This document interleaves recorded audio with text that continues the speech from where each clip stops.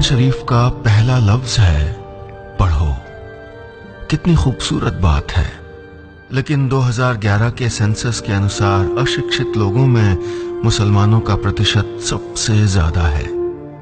यानी वो कौम जिसकी हदीसों में फरमाया गया है कि इल्म हासिल करने के लिए अगर चीन भी जाना पड़े तो जाओ, वो कौम इल्म के मामले में सबसे पीछे है। ये मुस्लिम नागरिकों के साथ एक ऐसी ज्यादती है जिसने उनकी कई पीढ़ियों के भविष्य, उनके मुस्तकबिल पर गहरा असर डाला है। कैसे हुई ये हालत? मैं पहुंच गया हूं अलीगढ़, पढ़ाई लिखाई का गढ़, और इस बात से मुझे याद आ रही हैं वो 80 साल की दलित महिला जो मुझे बरसों पहले महाराष्ट्र के एक गांव में मिली थी। उन्हें आज तक नहीं भुला पाया। जब जिंदगी में वो अपने सबसे मुश्किल वक्त का सामना कर रही थी तो एक दिन उन्हें बाबा साहब भीमराव अंबेडकर की एक सभा में जाने का मौका मिला। बाबा साहब ने मराठी में एक कहावत कही, पढ़ो या मर जाओगे, रीड और यू विल डाई। वो ये सीख कभी नहीं भूली। 7 बच्चे थे। भूख का सामना करते हुए भी उन्हें पेट काट कर स्कूल भेजा। आज सब अफसर हैं, अच्छी नौकरियों में हैं। यह कहानी हम सब के लिए है। इस खूबसूरत अलीगढ़ मुस्लिम यूनिवर्सिटी के फाउंडर सर सैयद अहमद खान ने मुसलमानों को दीन यानी धर्म के साथ साथ शिक्षा और खासकर टेक्निकल शिक्षा पर जोर देने के लिए नए नए रास्ते बनाए।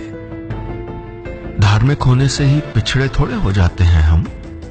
हमारी सोच हमें पिछड़ा बनाती है। 5 बार नमाज पढ़ने वाला या जनेऊ धारण करने वाला और रोज सुबह शाम मंदिर जाने वाला क्या एस्ट्रोफिजिसिस्ट नहीं हो सकता? और नहीं होता क्या? लेकिन ये लफ्ज मुसलमान जब भी आपके कानों में गूंजता है तो जहन में जो पहली तस्वीर उभरती है वो क्या होती है? सोचिए, सफेद कुर्ता और ऊंचा पायजामा, सर पे गोल टोपी, लंबी दाढ़ी, आंखों में शायद सुरमा। यही होता है ना मुसलमान। वो जो बिरयानी खाने खिलाने का शौकीन होता है, जिसके घर के दरवाजे पर हमेशा 786 लिखा होता है, जो घर पर जालीदार बनियान पहनता है, आवा मियां कह के बात करता है, गोश्त की दुकानों की भीड़ में दिखता है, और हाँ, कट्टर जरूर होता है।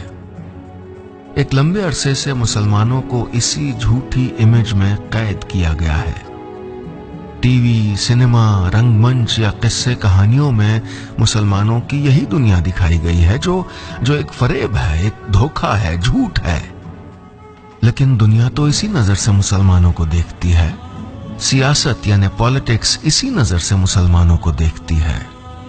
मुसलमानों के रहनुमा खुद इसी नजर से मुसलमानों को देखते हैं।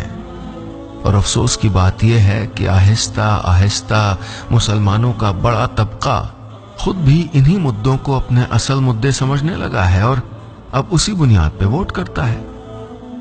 हज सब्सिडी हटाए जाने पर वो अपनी बात रखता है, लेकिन वो अपने रहनुमाओं से ये नहीं पूछता कि आज भी 31% मुसलमान गरीबी की रेखा के नीचे क्यों हैं। वो किसी दूर देश में हो रहे मुसलमानों पर जुल्म के लिए सड़कों पर आ तो जाता है, लेकिन हुकूमत से ये पूछना जरूरी नहीं समझता कि यहाँ हिंदुस्तान में क्यों 25% मुसलमान बच्चे या तो कभी स्कूल जा ही नहीं पाए या उनको पढ़ाई बीच में छोड़नी पड़ी।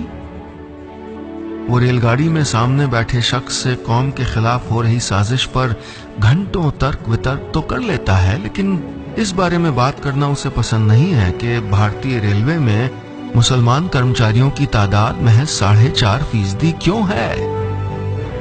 वो सोशल मीडिया पर सामाजिक व्यवस्था की कमियां गिनाते हुए कमेंट दर कमेंट करता चला जाता है, लेकिन ये जानना उसके लिए जरूरी नहीं है कि मुसलमान सिविल सर्विसेज में सिर्फ 3% और विदेश सेवाओं में 1.6% ही क्यों है।